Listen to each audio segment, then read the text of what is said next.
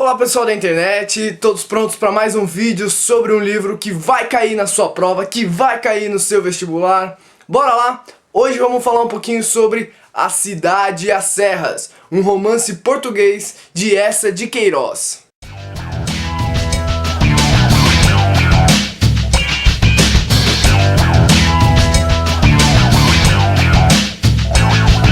A primeira coisa que a gente tem que ter em mente é sobre o autor e o período da obra. José Maria Eça de Queiroz nasceu em 1845 em Portugal. Aos 16 anos ele vai entrar para a Faculdade de Direito de Coimbra e você aí reclamando da sua mãe na sua casa aos 16 anos, né? O cara já estava na faculdade. Posteriormente vai se tornar cônsul de Portugal, trabalhando na França e em alguns outros países. Eça de Queiroz vai morrer em 1900. Sua obra pode ser distribuída em 3 fases distintas. A primeira fase vai ser uma fase de artigos e crônicas de sua juventude. A segunda fase, novelas e romances realistas e naturalistas, como O Crime do Padre Amaro, uma importante obra sua. Já a terceira fase vai ser uma fase de conciliação. Enquanto na segunda fase, com realismo e naturalismo, ele ataca os valores portugueses, na terceira fase ele se concilia com o país e passa a escrever novelas de cunho nacionalista, como é o caso de A Cidade e as Serras. A gente tem que ter em mente também que Eça de Queiroz vai estar encaixada no realismo e naturalismo português.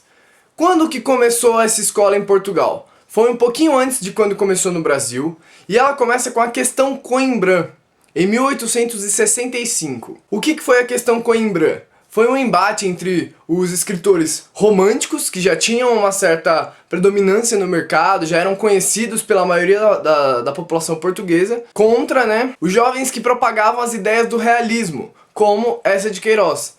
Então, por meio de cartas, publicações em jornais, eles vão sempre estar batalhando um lado contra o outro, os românticos e os realistas. E o realismo e naturalismo português vai até mais ou menos quase na década de 1890, quando vai começar o decadentismo em Portugal. E esse realismo e naturalismo ele vai ser contrário ao romantismo, assim como no Brasil. Vamos citar aqui algumas características. A objetividade, a racionalidade, a crítica à sociedade, principalmente a sociedade burguesa que está se instalando no momento. Temos a corrente do positivismo influenciando, do darwinismo influenciando, assim como o determinismo e o socialismo, que são correntes ali do século XIX que vão estar influenciando a escrita realista, naturalista. O pessimismo social e a análise psicológica vão estar bem presentes, assim como a famigerada, a conhecida ironia. A ironia ela é bem presente nos livros naturalistas, nos livros realistas, nessa forma de criticar a sociedade. Bom, vamos falar então um pouquinho sobre a obra. A Cidade e as Serras. Você já percebe o antagonismo logo no começo, mas vamos entender um pouquinho sobre o que se trata. É como se fosse um livro narrado em primeira pessoa pelo personagem Zé Fernandes. Zé Fernandes vai contar a história do seu amigo Jacinto. E é justamente na vida do Jacinto que vai ocorrer esse contraste entre a vida urbana e a vida no campo, a vida campestre. Entre a vida na cidade e a vida nas serras. Então, o livro ele vai ser marcado sempre por essa dualidade. Ele vai estar sempre marcando opostos. Como, por exemplo, a modernidade contra a simplicidade, a tecnologia contra o bucolismo, o progresso contra a natureza, a solidão com uma vida real vivida no campo, a superioridade da cidade com a inferioridade do campo. Então, vai ter sempre esse contraste, essa dualidade. Lógico que com o desenrolar do livro, você vai percebendo, você começa a ver pontos positivos no campo, você começa a ver pontos positivos na cidade, mas é lógico que o autor, ele saiu de Portugal, que já era um país desenvolvido, mas não tão assim no século XIX, não era tipo o pica das galáxias. Ele vai para Paris. Paris era o centro das atenções naquele momento no século XIX. Em Paris que estavam acontecendo as coisas. Em Paris que estavam tendo as inovações tecnológicas, as inovações teóricas, estavam sendo descobertas coisas. E depois ele escreve contra Portugal, ele vai escrever que Portugal é atrasado, que Portugal precisa de um novo governo. Porém, quando ele retorna para Portugal, na terceira fase, ele vai se conciliar com o país. E a Cidade e as Serras vai representar justamente isso. Então, para Jacinto, o personagem em que vai ocorrer essa dualidade, vai estar sempre existindo a questão: cidade, mais sabedoria, mais civilização, é a fórmula da felicidade para ele.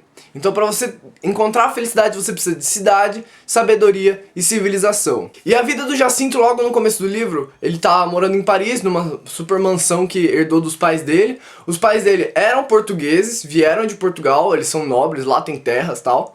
E eles acabam se mudando para Paris. E o Zé Fernandes, uma certa ocasião, ele sai de Portugal para visitar o amigo.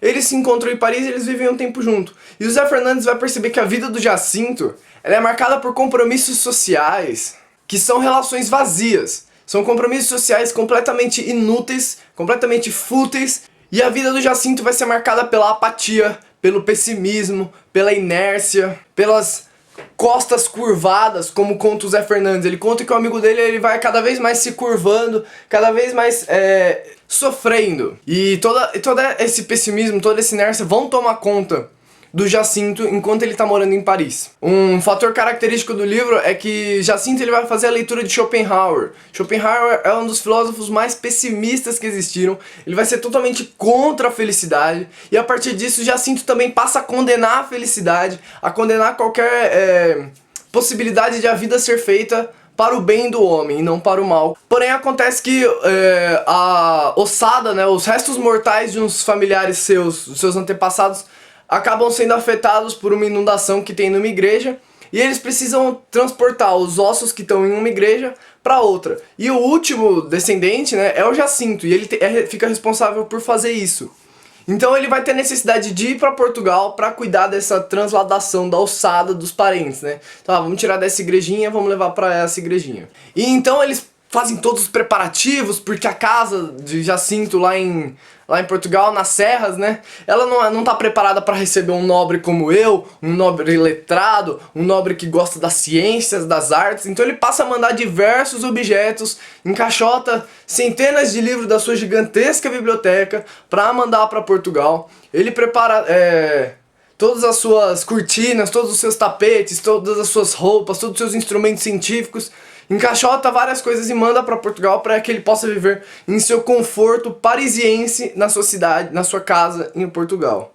Porém, o que acontece? Quando eles estão indo de trem e eles acabam parando na cidade de Medina, eles têm que atravessar de um trem para outro. Só que tá um temporal gigantesco, eles estão com medo de sair do trem. O empregado deles já não aparece mais para ajudar. Alguém bate na portinhola do vagão e fala, olha, venham. Eles pegam a roupa que tem, a roupa do corpo, um jornal e vão embora para outro trem. E tudo fica para trás. Tudo muda de caminho e segue outro ramo e eles continuam para Portugal. E então eles chegam lá em Portugal, sobem de mula para casa e na hora que eles chegam na casa, eles percebem que nenhum dos caixotes chegou lá, nenhuma das cartas que avisava que o patrão ia chegou pros empregados, então tá tudo assim, cadê?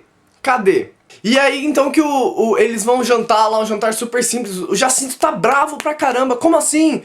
Eu não tenho conforto, vou ter que dormir na palha, com essa roupa que eu tô há 3 dias, não sei o que. O Zé Fernandes já tava entendendo tudo e tal, já tava vendo que a situação ali teria como ser contornada, mas que o amigo já de primeira opção já não tinha gostado muito das serras. O amigo já era contrário a essa vida no campo. E aí então que no jantar ocorre uma gigantesca mudança. O Jacinto experimenta os melhores pratos que ele já comeu na vida dele. Os pratos feitos pelas cozinheiras do casarão que ele tem. E aí que a vida dele se transforma. Ele que não gostava de fava, experimenta a fava do campo e fica maravilhado. Se torna o seu prato preferido. E ele começa a ver a vida no campo, começa a ver a sociedade campestre de uma forma completamente diferente. Então é nesse jantar que vai ocorrer a mudança. E aí então o Zé Fernandes vai para a fazenda dele e deixa Jacinto lá. Jacinto fala, daqui a alguns dias eu vou embora para Paris, eu não aguento mais esse lugar. Porém ele decide ficar. A partir disso Jacinto decide ficar, vou ficar só por mais alguns meses, vou aproveitar um pouco mais, não sei o que. E ele começa a empreender diversas mudanças na fazenda. Ele começa a ajudar os camponeses que antes eram explorados, sem que ele soubesse, que viviam em casebres, caindo aos pedaços, cheios de doenças, mal tendo dinheiro para comprar comida. Jacinto começa a pensar, não, vamos reformar os casebres dos camponeses, vamos construir melhores condições para eles morarem, para eles trabalharem, para eles terem mais saúde, mais educação. Ele começa a modernizar demais a fazenda. Tanto é que o empregado dele, né, ele começa a ficar preocupado. Meu Deus, o que esse cara quer fazer na minha fazenda, né? Porque antes era o cara que cuidava.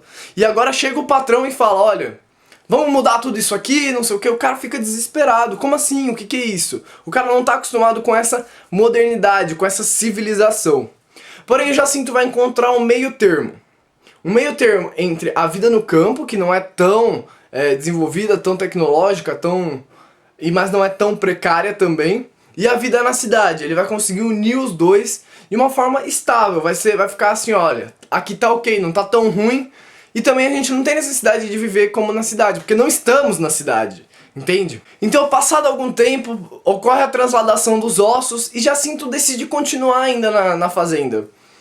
Ele acaba conhecendo a prima do Zé Fernandes, se casa com a prima do Zé Fernandes, a Joaninha, e ele continua pregando isso que eu acabei de falar, que o uso da tecnologia com consciência na sociedade campestre. Ele faz essa união. Tá vendo aí a conciliação do Eça de Queiroz? Eça de Queiroz, ele para de condenar a sociedade portuguesa como atrasada, como rural, como precária, e ele passa a unir os pontos positivos que tem lá fora e os pontos positivos que tem aqui dentro. Ele faz essa junção na figura do Jacinto, a conciliação. E um episódio curioso é que no fim do livro o Zé Fernandes ele viaja para Paris de novo, para alguns trabalhos que ele tem lá, e ele vai visitar a mansão deles lá e ele fica decepcionado. Ele fica decepcionado com a sociedade parisiense, com as pessoas que ele conhecia.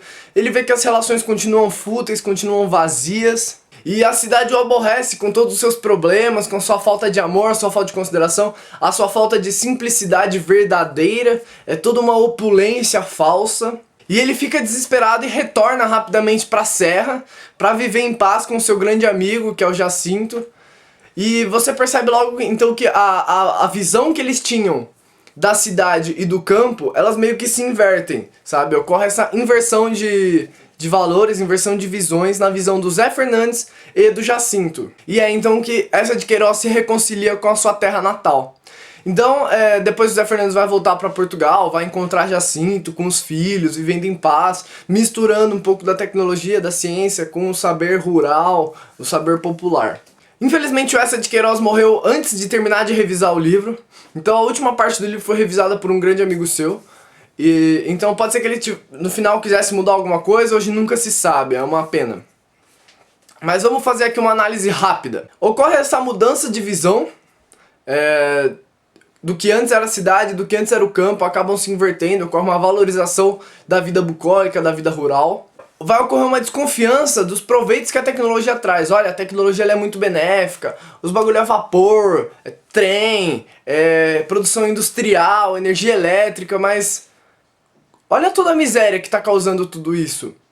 Para deixar um burguês rico, quantos proletários você teve que deixar na miséria? Quantas pessoas você teve que explorar para que por meio do trabalho dessas pessoas esse cara enriquecesse?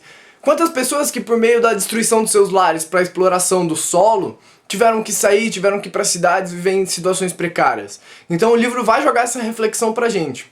É uma crítica clara à sociedade burguesa, ali da exploração industrial, da exploração do trabalho, e vai ter uma valorização da realidade natural, do campo, do ar puro, do sol, da vida com o céu limpo, da vida nas serras, da água pura. E vai ser uma grande fonte de nacionalismo para o povo português, ou seja, aquela valorização do homem português que trabalha duro, que consegue o que quer, que pode mudar de pensamento. Então, Eça de Queiroz vai trazer bem essa visão. Bom, galera, vou encerrando por aqui. Não deixe de se inscrever no canal aí embaixo pra gente continuar crescendo, continuar me incentivando a fazer mais vídeos. Procure a página no Facebook, facebook.com/canal UlissesMRF. Deixe o seu curtir se você curtiu e compartilhe com os seus amigos. Falou e até a próxima!